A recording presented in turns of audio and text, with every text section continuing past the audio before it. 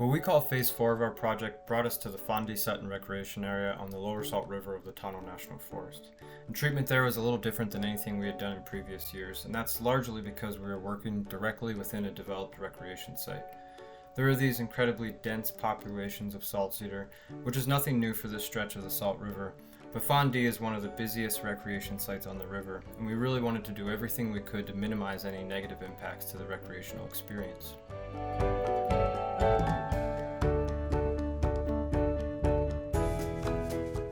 That being said, there isn't exactly a tidy way of doing this kind of work, but in January of 2023 we got to it.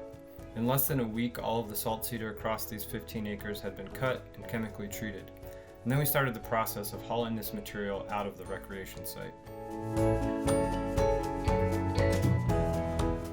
We created these larger-than-life piles of trees in the parking lot, and from there, all the trees were chipped and the mulch was dispersed throughout the rec site to mitigate the spread of invasive weeds.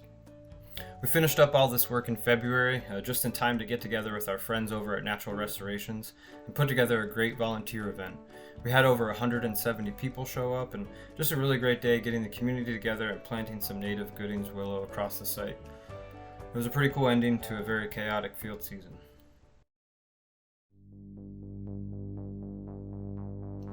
Then came the flooding in March. Most of the project site was covered in 10 to 15 feet of fast-moving water. There was really nothing we could do but sit back and watch, and it was an amazing thing to see. But that's the thing about planting trees in wild spaces.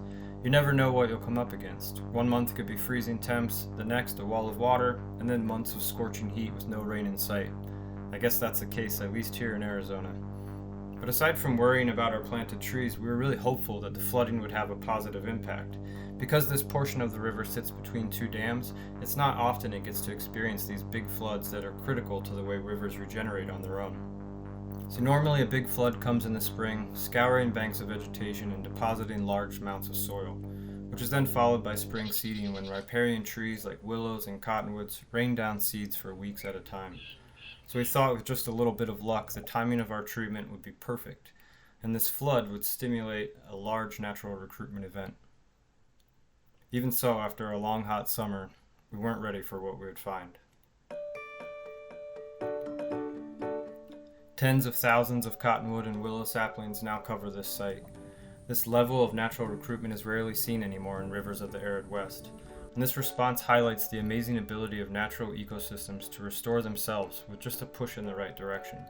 By removing decades of dense old growths of non-native trees, we limited competition, opened up the landscape, and allowed native species to take full advantage of resources like sunlight, water, and nutrients. This assisted natural regeneration is a key component of the success of our work on the Salt River and provides us all the motivation we need to keep this great work going.